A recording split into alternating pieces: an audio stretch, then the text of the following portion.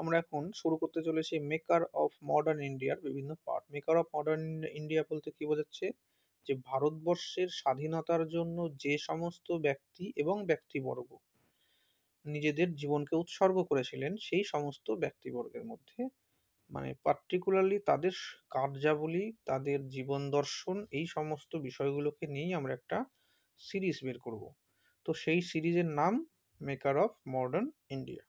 তো এই maker of modern ইন্ডিয়ার মধ্যে প্রথম আমরা যাকে চুজ করেছি, ইনি হলেন ইন্দুলাল যাজ্ঞিক। খুব একটা নামটা কিন্তু পরিচিত নয়। তো এই ধরনের ভারতবর্ষের স্বাধীনতার সাথে যত সংগ্রামী ছিলেন, তো তাদের সবাইকেই আমরা কিন্তু আস্তে আস্তে এই সিরিজটাতে নিয়ে আসার চেষ্টা করব। এটা অনেকটাই বড় হবে সিরিজটা, যতটা সম্ভব আমরা এটা করতে থাকব। তো আজকের যে টপিক সেটা হলো ইন্দুলাল যাজ্ঞিক। টাইম 1892, 22শে ফেব্রুয়ারি জন্ম, মৃত্যু হয়েছিল 1972 খ্রিস্টাব্দের 17ই জুলাই। ইনি হলেন ইন্দুলাল যাজ্ঞিক। তার বাড়ি ছিল গুজরাটে। তার যে কর্ম, তার জীবন দর্শন, এই তার সম্পর্কেই আমরা কিন্তু আলোচনা করব আজকের আমাদের এই সেশনে। দেখো তাহলে কি দাঁড়াচ্ছে, ইন্দুলাল যাজ্ঞিক 1892 খ্রিস্টাব্দে 22শে ফেব্রুয়ারি এই সময় থেকে 1972 খ্রিস্টাব্দে 17ই জুলাই পর্যন্ত তার কিন্তু সময়কাল।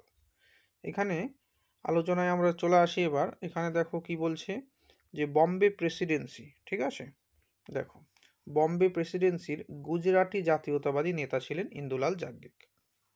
বম্বে প্রেসিডেন্সি কেন বলছি, তার কারণ ব্রিটিশ ইস্ট ইন্ডিয়া কোম্পানি বা ব্রিটিশ শাসনকালে ঔপনিবেশিক ভারতবর্ষে তাদের 3টে প্রেসিডেন্সি ছিল। তো এই 3টে বাংলা, তারপরে বম্বে এবং মাদ্রাজ, তার মধ্যে বম্বে প্রেসিডেন্সির মধ্যেই কিন্তু গুজরাটটা পড়তো। তো সেই কারণেই বলা হচ্ছে গুজরাটের জাতীয়তাবাদী নেতা। তিনি জার্মানি থেকে ত্রিরঞ্জিত বর্ণিত যে পতাকা সেটা ভারতে নিয়ে আসেন, যে পতাকাটা মাদাম কামা উত্তোলন করেছিলেন। আর কি অল ইন্ডিয়া কিষাণ সভা, এই অল ইন্ডিয়া কিষাণ সভা 1936 খ্রিস্টাব্দে যে তৈরি হয়েছিল, ইন্দুলাল যাজ্ঞিক ছিলেন তার একজন সদস্য। প্রথম অধিবেশনে তিনি যোগদান করেছিলেন, অর্থাৎ অল ইন্ডিয়া কিষাণ সভায় 1936 খ্রিস্টাব্দে কিন্তু তিনি যোগদান করেছিলেন।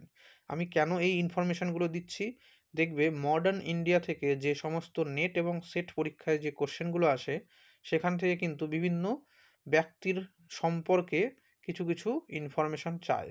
তার মধ্যে কিন্তু এটা কিন্তু একটা গুরুত্বপূর্ণ, ঠিক আছে। যে কোনো মেকার অফ মডার্ন ইন্ডিয়ার ক্ষেত্রে মানে যে সমস্ত স্বাধীনতা সংগ্রামীরা, তাদের কর্ম, তারা কোন সংগঠন তৈরি করেছে, কোন পেপারের সাথে যুক্ত, কি কাজ করেছে, এরকম জাতীয় কিন্তু কোশ্চেন দেয়। তো সেই জিনিসটাকে লক্ষ্য রেখেই কিন্তু আমরা এই সেশনটা কিন্তু শুরু করেছি। ওকে, তাহলে যদি বলা হয় অল ইন্ডিয়া, কি চলে আসছে কোশ্চেন একটা চলে আসলো, যে অল ইন্ডিয়া কিষাণ সভার এর মধ্যে কে সদস্য ছিলেন না, তাহলে কিন্তু তার মধ্যে এটা একটা হতে পারে যে ইনি ছিলেন। তাহলে এখানে কি হবে, যে নামগুলো আমরা যদি জানা থাকে মোটামুটি আমরা এলিমিনেট করতে পারবো। তাহলে অল ইন্ডিয়ার প্রথম অধিবেশনে কিন্তু তিনি যোগদান করেছিলেন, ঠিক আছে, 1936-এ তিনি কিন্তু যোগদান করেছিলেন।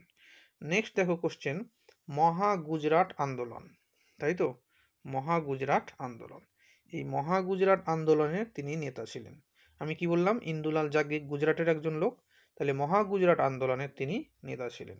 পৃথক গুজরাট রাজ্য যখন স্বাধীন হয়ে যাচ্ছে 1956 খ্রিস্টাব্দ 8ই আগস্ট, তাই তো, এই সময় কি বলা হচ্ছে, পৃথক গুজরাট রাজ্য, এর জন্য কিন্তু তিনি আন্দোলনের সাথে যুক্ত হয়।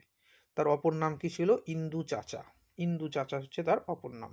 ভাষাভিত্তিক কমিশন যে গঠন করা হয়েছিল, সেটা কমিশনটা হয়েছিল 1953 খ্রিস্টাব্দে, আর রিপোর্ট জমা হয়েছিল 56 খ্রিস্টাব্দে, ঠিক আছে।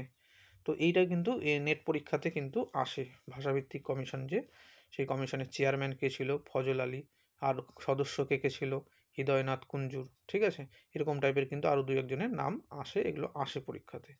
তো এই জিনিসটার জন্য আমাদেরকে জানতে হবে। আর কি, তিনি লেখক ছিলেন যেমন একধারে, একাধারে আবার তিনি চিত্র নির্মাতাও কিন্তু ছিলেন। নেক্সট কোশ্চেনের মধ্যে দেখো কি বলছে, যে বম্বে সমাচার পত্রিকার সাথেও তিনি যুক্ত ছিলেন। তাহলে বম্বে সমাচার পত্রিকা ওয়াজ অ্যাসোসিয়েটেড উইথ ইন্দুলাল যাজ্ঞিক। তো এরকমভাবেও কিন্তু আমাদের আসবে, যে পেপার অনেকগুলো থাকে না, যে পত্রিকা দিয়ে দিল, পত্রিকার মধ্যে বলবে এর কার সাথে যুক্ত, কে যুক্ত নয়। তো বম্বে সমাচার যে পত্রিকা, এর সাথে কিন্তু ইন্দুলাল যাজ্ঞিক যুক্ত ছিলেন। নেক্সট চলে আসি আত্মজীবনের, কি বলছে, আত্মজীবনের নাম, আত্মজীবন ঠিক না, আত্মজীবনী। এই তার যে আত্মজীবনী, তার নাম হচ্ছে আত্মকথা। তাহলে ইন্দুলাল যাজ্ঞিকের আত্মজীবনীর নাম আত্মকথা। এটা গুজরাটি ভাষায় লেখা। ছাত্র জীবনে তিনি অ্যানি বেসান্তের দ্বারাও কিন্তু প্রভাবিত হয়েছিলেন। অ্যানি বেসান্তের হোম রুল মুভমেন্ট, তাই তো, তো এর সাথেও কিন্তু যুক্ত তিনি হয়েছিলেন। তারপরে দেখো এখানে কি বলা হচ্ছে, যমুনা দাস দারুকা দাস, কি যমুনা দাস দারুকা দাস আর শঙ্করলাল বাঙ্কের, এর সাথে তিনি 1915 খ্রিস্টাব্দে বোম্বাই থেকে ইয়ং ইন্ডিয়া নামে একটা ইংরেজি পত্রিকা কিন্তু প্রকাশ করতে থাকে। তাহলে এখানে দেখো জিনিসটা, যে ইয়ং ইন্ডিয়া পত্রিকা ইম্পর্টেন্ট একটা পত্রিকা, এর সাথে কিন্তু কার নাম আমরা দেখতে পাচ্ছি, ইন্দুলাল যাজ্ঞিক। কি যমুনালাল দাস, যমুনা দাস দারুকা দাস আর শঙ্করলাল বাঙ্কের, এদের সাথে তিনি 1915 খ্রিস্টাব্দে বম্বে থেকে ইয়ং ইন্ডিয়া পত্রিকা কিন্তু প্রকাশ করতে থাকে। এটা ইংরেজি পত্রিকা, ঠিক আছে। ইয়ং ইন্ডিয়া কিন্তু অনেকজনেরই আছে, আমরা কিন্তু দেখেইছি। তো তার মধ্যে আবার ইংরেজিতে এই পত্রিকা কিন্তু তিনি কিন্তু যুক্ত ছিল সাথে। 1915 থেকে সম্পাদনা করতেন কি গুজরাটি একটা মাসিক পত্রিকা, নবজীবন আনে সত্য। এই যে নবজীবন আনে সত্য, এই যে পত্রিকা, এটা কিন্তু গুজরাটি ভাষায় লেখা একটা মাসিক পত্রিকা। কবে থেকে স্টার্ট হচ্ছে, 1915। এর সম্পাদক কে ছিলেন, সম্পাদনা করতেন কিন্তু ইন্দুলাল যাজ্ঞিক। এরপরে 1919 খ্রিস্টাব্দে গান্ধীজির হাতে এটি সমর্পণ করে দেন।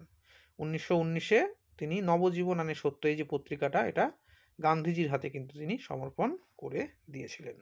নেক্সট কোশ্চেন দেখো কি বলেছে নেক্সট, যে 1915 খ্রিস্টাব্দে সার্ভেন্ট অফ ইন্ডিয়া সোসাইটিতে যুক্ত হন।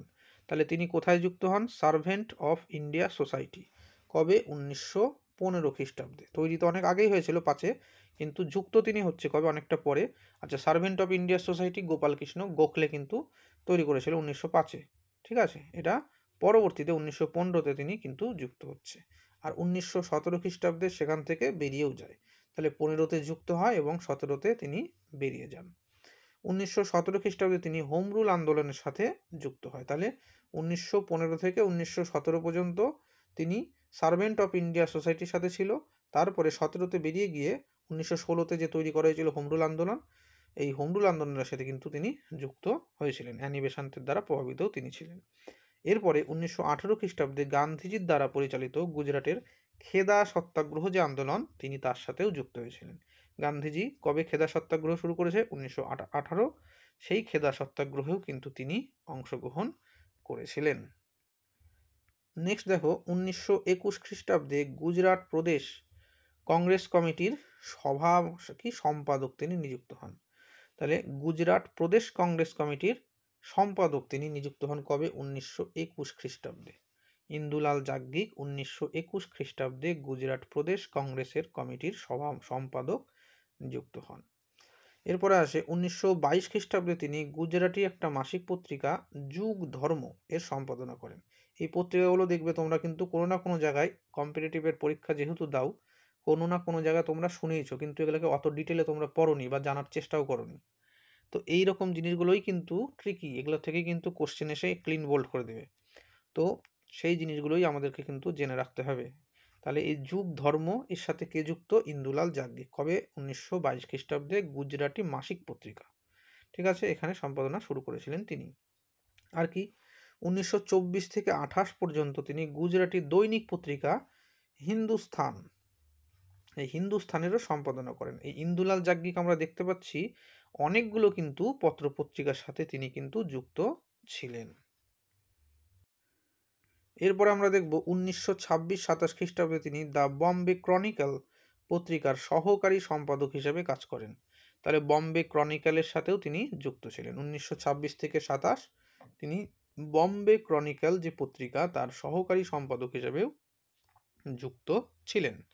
এর পরবর্তীতে 1939 খ্রিস্টাব্দে তিনি গুজরাটি কিষাণ পরিষদ প্রতিষ্ঠা করেন। কি গুজরাট কিষাণ পরিষদ, এই গুজরাট কিষাণ পরিষদ তিনি প্রতিষ্ঠা করেন কবে?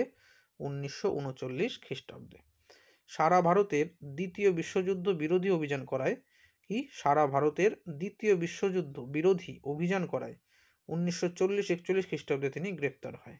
যখন দ্বিতীয় বিশ্বযুদ্ধ চলছিল সেই সময় তারা কি করেছিল? তার নেতৃত্বে দ্বিতীয় বিশ্বযুদ্ধের বিরোধী অভিযান চালানো হয়েছিল, তো সেই কারণেই তাকে গ্রেপ্তার করা হয়েছিল 1940-41 খ্রিস্টাব্দে। এরপর দেখতে পাচ্ছি যে অখিল হিন্দ কিষাণ, এই অখিল হিন্দ কিষাণ সভার সভাপতি তিনি নিযুক্ত হয়েছিলেন 1942 খ্রিস্টাব্দে। কি? অখিল হিন্দ নয়, ঠিক হিন্দি, অখিল হিন্দি কিষাণ সভার সভাপতি, তিনি অখিল হিন্দি কিষাণ সভার সভাপতি নিযুক্ত হয়েছিলেন 1942 খ্রিস্টাব্দে। এবং গুজরাটি দৈনিক পত্রিকা নতুন গুজরাট, এই নতুন গুজরাট থেকে পরীক্ষায় কোশ্চেন এসেছে অলরেডি। নতুন গুজরাটের সম্পাদনা কিন্তু শুরু করেছিলেন 1943 সাল থেকে। তাহলে 1943 সাল থেকে তিনি নতুন গুজরাট এর সম্পাদনা শুরু করেছিলেন। তো এই হচ্ছে আমাদের ইন্দুলাল যাজ্ঞিক সম্পর্কে ছোট্ট একটা নিবেদন। এইভাবেই যে তোমরা আমাদের চ্যানেলের সাথে যুক্ত থাকো, কমেন্ট সেকশানে আমি লিঙ্ক দিয়ে রাখবো, এই নোটটা কিন্তু তোমরা সেখান থেকে গিয়ে পেয়ে যাবে।